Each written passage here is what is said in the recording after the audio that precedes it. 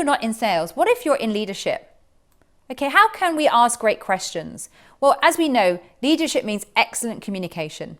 You've got to be a great communicator to be a leader. Well, team members will feel more engaged.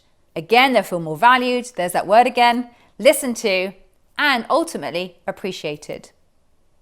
You'll hear potential conflict before it arises, especially between two team members or yourself and a team member. Also, by asking great effective questions, we can collate wonderful ideas from across your team.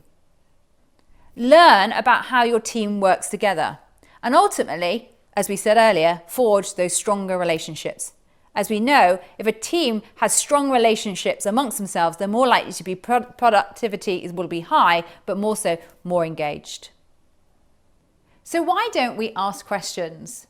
Well, a lot of it comes from our previous experience of when potentially we've been put on the spot and asked a question. And then equally, maybe we don't really want to ask a question in a public environment. Think back to school, particularly in a large classroom. Do you really want to put your hand up and ask a question? Well, let's look at some areas where we probably don't want to ask a question and why. The first one is presume. We presume we already know the answer. So why ask the question in the first place? We make assumptions potentially about what the client is already thinking, feeling. We've been in this situation hundreds of times before. I'm an experienced salesperson or an experienced leader. I don't need to ask the question because I already know the answer. A dangerous precedent can be set. The next one is potentially you're too shy. Again, going back to previous experiences, maybe at childhood, at school, college, university, or in your workplace. The potential shyness of having to put yourself out there and ask a question can be really, really scary. The next one could potentially be you're embarrassed.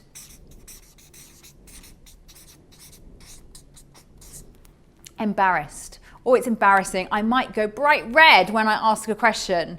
Everybody be looking at me and I'm embarrassed about maybe asking the wrong question. What if it's a silly question and everybody else knows the answer? Why would I ask that question? So you pull yourself back for fear of embarrassment.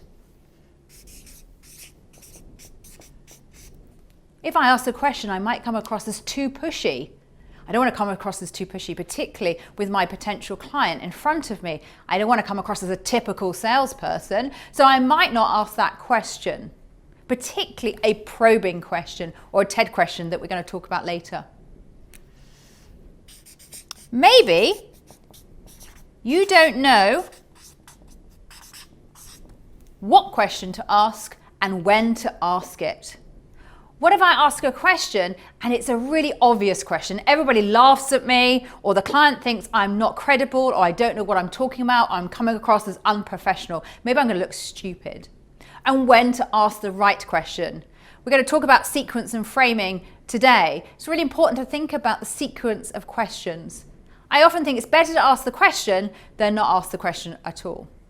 And then finally, maybe I ask the question and I don't like the answer. Maybe the answer I get, I don't know quite what to do with. The information they give me is an answer that I've not heard before, or an answer that I wasn't expecting. Or maybe I don't like the answer at all. Warren Berger, who's a journalist and author, wrote a book called A More Beautiful Question. A great book, A More Beautiful Question it's called. And he talked about the power of queries and questioning. It's a practice, he says, that can make us feel naked. And he says, quoting him, there's a strong relationship between questioning and confidence. If we aren't confident in a situation and we're afraid to ask questions because it could be seen as a sign of weakness, admitting we don't know something, people don't think they will impress anyone by asking a question. It's actually a cultural misconception. They think they'll impress someone by telling great stories and talking about themselves, but not asking that question.